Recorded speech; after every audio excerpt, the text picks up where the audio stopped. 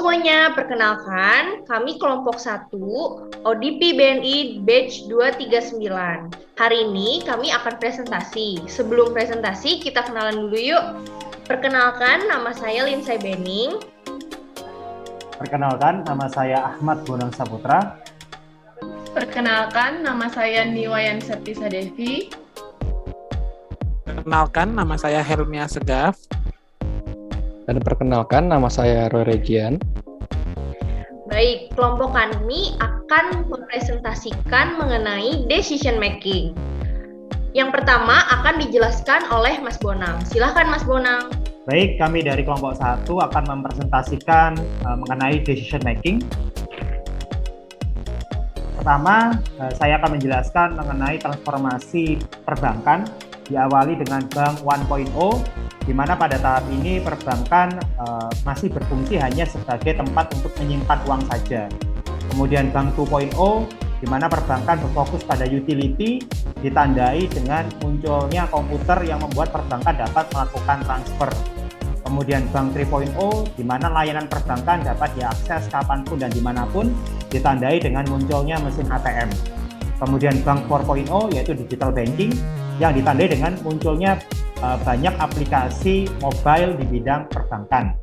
Kemudian Bank 5.0, yaitu bank sebagai financial advisor, ditandai dengan penggunaan artificial intelligence dan big data dalam perbankan. Selanjutnya adalah mengenai istilah VUCA. VUCA sendiri merupakan istilah yang menggambarkan kondisi bisnis saat ini, di mana V-nya adalah volatility, yaitu perubahannya sangat cepat. Kemudian U-nya adalah uncertainty atau tidak pasti. Kemudian C-nya adalah complexity, sangat kompleks, dan A-nya adalah ambiguity atau tidak jelas.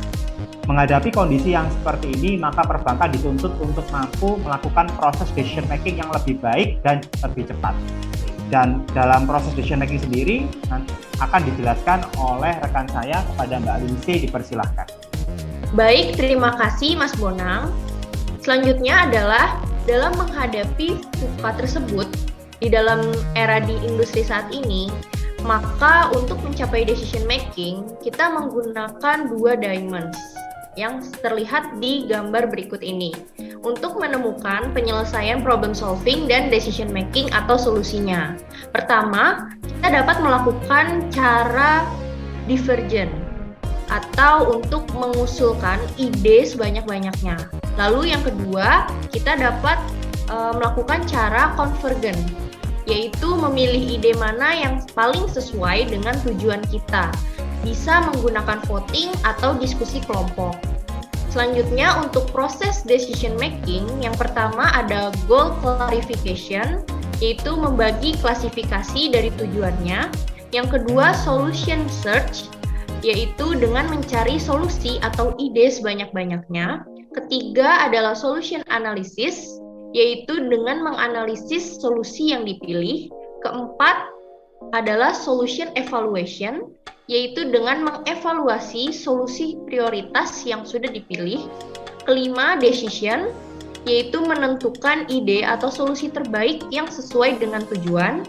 Dan yang terakhir adalah melakukan kontrol dari solusi atau decision terpilih agar tetap optimal. Untuk proses decision making terdapat rational decision making dan intuitive decision making. Selanjutnya akan dijelaskan oleh Mas Helmi. Oke, terima kasih Mbak Linsay. Berikut ini akan menjelaskan mengenai rational decision making. Rational decision making adalah keputusan menggunakan data, analisis, dan kemungkinan yang akan didapat pada kejadian atau statistik pada peristiwa sebelumnya. Contoh dari rational decision making itu sendiri adalah analytical hierarchy process, di mana analytical hierarchy process ini dapat dicontohkan pada bagian yang ada di kanan ini, yaitu AHP, di mana yang paling atas adalah tujuannya, yang di bawah adalah kriteria, selanjutnya ada subkriteria, dan yang terakhir adalah alternatif keputusannya. Rational decision making sendiri itu mempunyai 7 tahapan. Yang pertama adalah mengidentifikasi keputusan, lalu yang kedua adalah mengumpulkan informasi, yang ketiga adalah mengidentifikasi alternatif yang akan diambil, yang keempat adalah mengumpulkan bukti-bukti atau fakta, yang kelima adalah mencari alternatif lain lagi, yang keenam adalah melakukan aksi atau action dari keputusan tersebut. Dan yang ketujuh adalah review dari keputusan tersebut atau evaluasi. Selanjutnya untuk intuitive decision making akan dijelaskan oleh rekan saya, Mbak Wayan.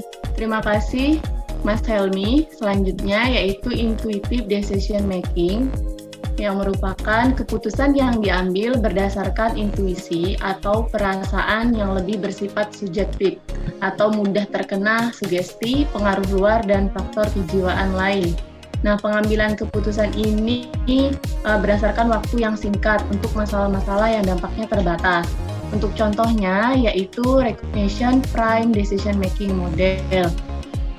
Nah, polanya pada RPD ini yaitu situation, kemudian berlanjut pada cues-nya, pattern-nya atau polanya, selanjutnya itu action script-nya, di mana pada action script ini terdapat mental simulation yang memuat mental model. Jika sudah terbentuk mental simulation-nya, maka dalam memecahkan masalah akan lebih mudah.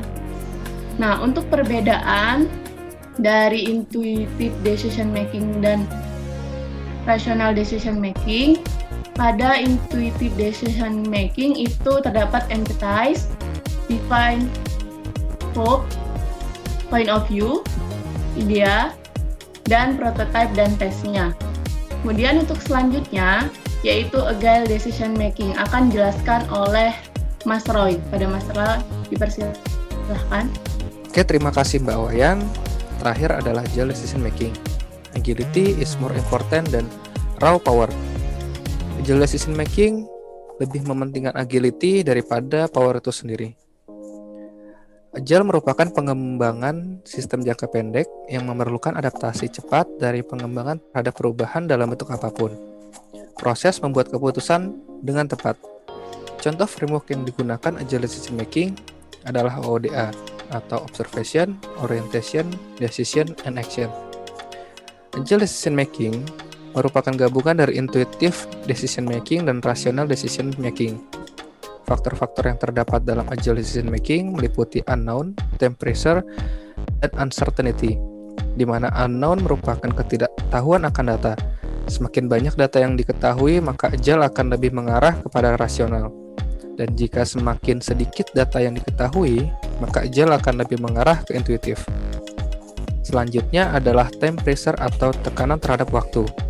Semakin rendah time pressure, maka agile akan lebih mengarah kepada rasional. Jika semakin tinggi time pressure, maka agile akan lebih mengarah ke intuitif. Dan yang terakhir adalah uncertainty atau ketidakpastian. Semakin rendah tingkat uncertainty, maka agile akan lebih mengarah kepada rasional. Dan jika semakin tinggi tingkat uncertainty, maka agile akan lebih mengarah ke intuitif. Dalam dunia perbankan, peranan agile decision making sangatlah tepat karena mencakup intuitif dan rational decision making dan bersifat cepat serta fleksibel.